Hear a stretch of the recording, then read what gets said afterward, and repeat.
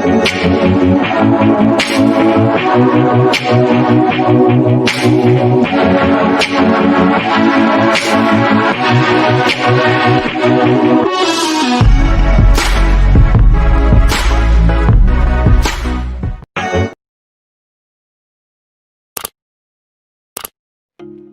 உறவுகளுக்கும் இனிதான வணக்கம். நேற்றைய பொழுது போல் இன்றைய பொழுதும் இனிமையானதாக சந்தோஷமானதாக அமைய எல்லாம் வல்ல இறைவனை பிரார்த்தித்து கொண்டு இன்றைய நாள் என் சமையலறையில் என்ன சமைக்க போகின்றேன். அதாவது பீஃப் பிரியாணி சமைச்சு காட்ட போகிறேன். பீஃப் 750 கிராம் எடுத்திருக்கேன். பெரிய வெங்காயம் 3 வடிவாக கட் பண்ணியிருக்கேன். கேரட் 2 சிறிதாக கட் பண்ணி வச்சிருக்கேன். தக்காளி பழம் 4, உப்பு தேவைக்கேற்ப, மிளகாய்த்தூள் 1 கரண்டி, மசாலா தூள் 1 கரண்டி, பச்சை மிளகாய் 2, இஞ்சி பூண்டு பேஸ்ட், கருவேப்பிலை ரம்பை, மஞ்சள் தேவையான அளவு, yoghurt 1, biryani powder, vegetable oil எடுத்திருக்கேன். அடுத்தது முக்கியமானது கருவேப்பட்டை, ஏலக்காய் 3, நட்சீரகம், இது 3ஐயும் வடிவாக எடுத்திருக்கேன் தாளிக்கிறதுக்கு. இப்போ பாருங்கள் எப்படி எல்லா சாமானும் வடிவாக ஒன்றொன்றையும் அளவாக காட்டியிருக்கேன். மனதில் பார்த்து பதிய வச்சுக்கொள்ளுங்க. இதுதான் இன்றைக்கி பீஃப் பிரியாணிக்கு தேவையான பொருட்கள். இனி நாம் எப்படி செய்ய போகிறதுன்னு உங்களுக்கு காட்ட போகிறேன். பாசுமதி, அதுக்கு முதல் பாசுமதி அரிசி 1 கிலோ 250 கிராம் எடுத்திருக்கேன்.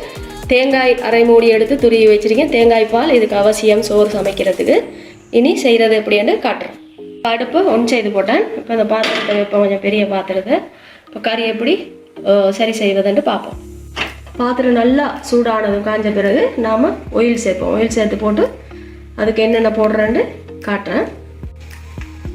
இப்போ பாத்திரம் நல்லா காஞ்சிட்டு இப்போ நம்ம என்ன செய்ய போகிறோம், ஆயில் ஊற்றிக்கணும்.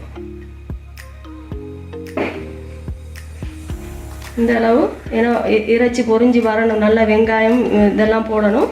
அதுக்காக எண்ணெய் கொஞ்சம் அதிகமாக சேர்த்துருக்கேன். இப்போ கறியை சரி செய்து போட்டு அங்கால நாம் ரைஸ் குக்கருக்கு சோறுக்கான ஏற்பாடு செய்வோம். சூடாகிட்டு இப்போ நாம் என்ன செய்வோம், இந்த பட்டையை போடுவோம். அது பிறகு இந்த நட்சீரகம் இதெல்லாம் போட்டுருவோம்.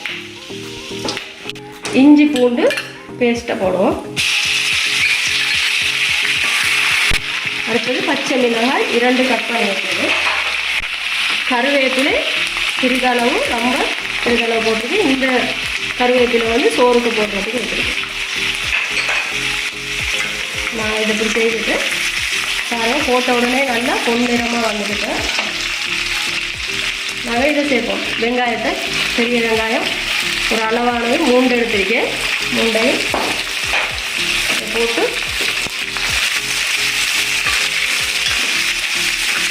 நல்லா இது அப்படியே நல்லா பொரிஞ்சு வரதுக்கு எடுப்போம். இதோட தக்காளியே சேர்க்கணும். பொரியிறதுன்னா ஒரு அளவு அப்படியே வதங்கி வரணும். பாருங்கள், இஞ்சி பூண்டெல்லாம் நல்லா வாசனையாக இருக்கு. இப்படி இதாகும் போது இந்த பாருங்கள் இறைச்சிக்கு இந்த பீஃபை தான் நம்ம இதுக்கு போட போகிறோம். பொரிஞ்சு வருது பாருங்கள். அடுத்து இந்த தக்காளி பழம் 3 பெருசு ஒன்று, சின்னது ஒன்று எடுத்து 4 பழம்.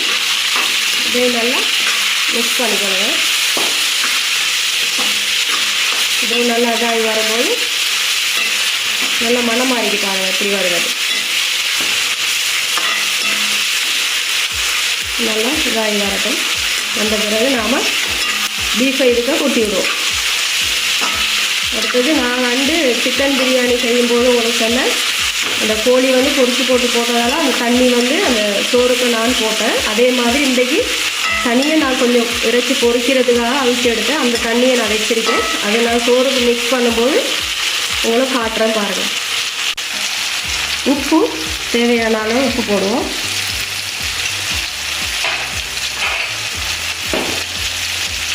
அடுத்தது மஞ்சள்,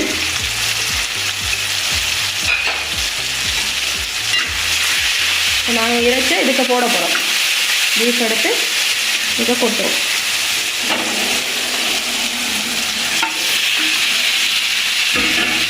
கொட்டி நல்லா கிளறி தண்ணி கொஞ்சம் விட்டு கறி அவிய இருக்குது. இது என்ன, இது மிளகாய் தூள்லாம் போடணும். நான் காட்டலை, நான் காட்டுறேன். இது நல்லா அதிகமாக மிளகாய் தூள் போடாதீங்க, போட்டால் கறி வந்து ஓவர் சிவப்பு நிறமாக இருக்கும். வந்து நான் 2 கிரண்டி மிளகாய் தூள் எடுத்தேன், இந்த அளவு போடுவோம். அடுத்தது மசாலாத்தூள். பிரியாணிக்காக மசாலாத்தூள் நேற்று நான் வேங்கி எடுத்து கொண்டு வந்தேன். இந்த வளமையான மிளகாய் தூளுக்கு எல்லாம் போட்டு இடிக்கிறதால நான் அது உங்களுக்கு காட்டுறதில்ல, வேங்குறதில்ல. அப்போ நேற்று நான் அன்றைக்கி பிரியாணிக்காக தனி மிளகாய் தூள் தனியாக எடுத்து மசாலா தூளும் வேங்கி எடுத்தேன். இப்போ பாருங்கள் எப்படி இருக்கேன். இப்போ நாம் தண்ணியை விடுவோம். இந்த அளவு தண்ணியை விட்டு இது அவியறதுக்கு அவியட்டும். இது நல்லா அவித்தெடுப்போம். கறி நல்லா அவிஞ்சு கறி ரெடி ஆகிட்டு கறி இதாக வரவும் நாம் அங்கால சோறுக்கு தயாராகுவோம். இப்படி செய்கிறேன். வந்து பால் எடுத்து வச்சிருக்கேன், ஒரு கோப்பை பாருங்கள். இதை எடுத்து இந்த ரைஸ் சட்டிக்கே போடுவோம். ஏன்னா நான் எப்போ வளமையாக எப்படியும் ஒரு 1/2 மூடி பால் எடுக்கணும். இருக்குது பால் எடுத்து ஊற்றினா தான் சோறு வந்து நல்லா கடையில மாதிரி சோறு ருசியாக இருக்கும். இந்த ரொம்ப இதுக்கு கொஞ்சம் அதிகமாக போடுறேன், கருவேப்பிலையும் இதுக்குள்ளே போடுறேன். அடுத்தது உப்பு தேவையான அளவு கையால் போடுவோம்.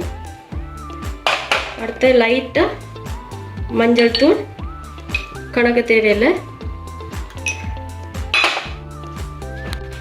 இப்போ என்ன செய்வோம், இந்த பொம்பே பிரியாணி பவுடர் எடுத்திருக்கேன், கட் பண்ணியிருக்கேன். ஒரு அளவு இதை போடுவோம். இந்த அளவு போடுவோம், நல்ல மணக்கும் இது.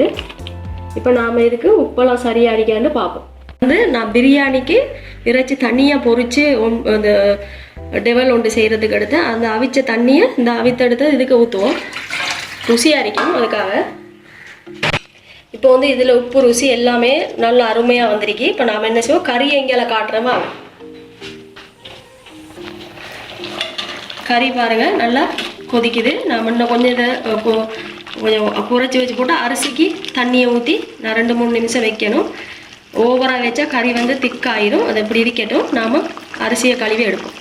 இந்த கேரட் எதுக்கு சின்னதாக உப்பு போல் கட் பண்ணி வச்சிருக்கேன்டா, சோறு சமைத்து முடிய நல்லா ஆஃப் ஆகிருந்தேன்னா ஆஃப் ஆன பிறகு இதை மேலுக்கு இப்படி தூவி போட்டு நல்லா கிளறுவோம். கிளறினா கொஞ்சம் வடிவாக கலர்ஃபுல்லாக இருக்கும். அதுக்காக இதை நான் எடுத்தேன்.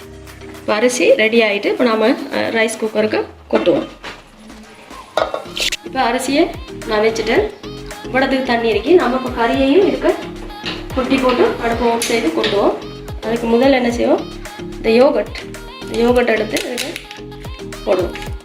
இந்த யோகட்டை இதுக்கு சேர்த்துருவோம். இது அவ்வளோ புளிப்பு இருக்காது, பட்டர் மாதிரி தான் இருக்கும். இதை நல்லா மிக்ஸ் பண்ணி விடுங்க. யோகட் போடலாம், உங்களுக்கு விருப்பமாட்டா தயிர் போடலாம், பட்டர் போடலாம். நான் யோகட் சேர்த்துருக்கேன். இப்போ நாம் கறியை இதுக்கு கொட்டுவோம். இப்போ இந்த கறியை இதுக்கு மெதுவாக கொட்டுவோம்.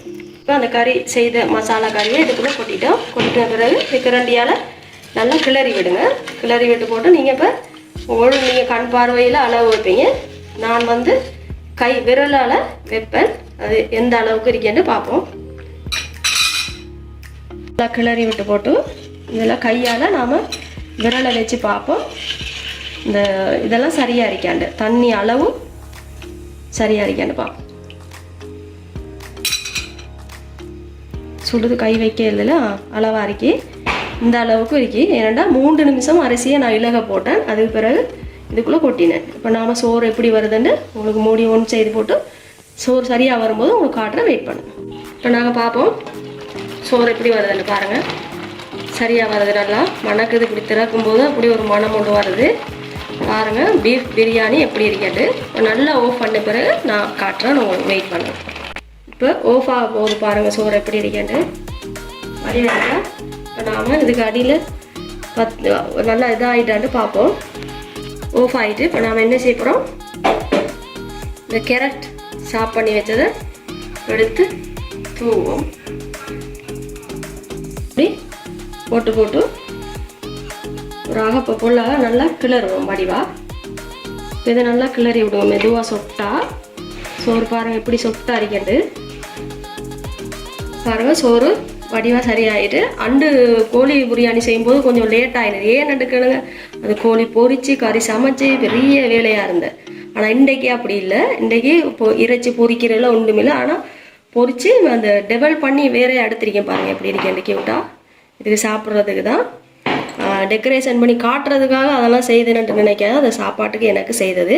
இப்போ நாம் இந்த டிஷ்ஷுக்கு வச்சு இதுக்கு வச்சு நான் உங்களுக்கு காட்டுறேன் வடிவா. இப்போ பாருங்கள் எப்படி டெக்கரேஷன் நீட்டாக இருக்கா, வடிவாக இருக்கா. இந்த தக்காளி ஜேம் நான் செய்தது, மாம்பழ ஜேம் நான் செய்தது, இது எல்லாமே நான் செய்தது. பாருங்கள் எவ்வளோ வடிவாக இருக்கேன்ட்டு. இதுக்கு மெச்சா இதெல்லாம் ஜேமெல்லாம் வச்சு தான் சாப்பிடுவோம். சூப்பராக இருக்கும். இந்த மாதிரி நீங்களும் செய்து பாருங்கள். இது பீஃப் பிரியாணி எப்படி செய்திருக்கேன்னு பாருங்கள். இதே மாதிரி தான் தம் பிரியாணியும் செய்கிறது. அதுக்கும் இதுக்கு எந்த வித்தியாசமும் இல்லை. இதே மாதிரி தான் பேரை மட்டும் வித்தியாசமாக வச்சுக்கொள்கிறோம். ஆனால் சமையலெல்லாம் ஒரே மாதிரி தான் இருக்கும். பாருங்கள் எப்படி கலர்ஃபுல்லாக இருக்கு. கேரட்டெல்லாம் வடிவாக போட்டு நீட்டாக இருக்கு. இதை மாதிரி நீங்களும் வீட்டை செய்து பாருங்கள். நீங்கள் யூடியூப் சேனல் வச்சுருக்கேன்டா எந்த சமையலை பார்த்து நீங்களும் சமைச்சு காட்டுங்க. அது ஒன்றும் பிரச்சனை இல்லை, எனக்கு ஒன்றும் பிரச்சனை இல்லை. நீங்கள் செய்து காட்டலாம், என்னைய போலே செய்து காட்டலாம். என் பேரை சொன்னால் எனக்கு கொஞ்சம் பெருமையாக இருக்கும். மற்றபடி வேறு ஒன்றும் இல்லை. இதை மாதிரி நீங்கள் எல்லாருக்கும் செய்து காட்டுங்க. நீங்களும் செய்து சாப்பிட்டு பாருங்கள். உங்கள் பிள்ளைகளுக்கு செய்து காட்டுங்க. இன்னும் ஒரு நல்ல ஒரு சமையலோடு உங்களை சமையல் அல்லது கறியோடு உங்களை சந்திக்கும் வரை விடைபெற்று கொள்ளும் நான் நஸ்லா நியாஸ். அஸ்ஸலாமு அலைக்கும்.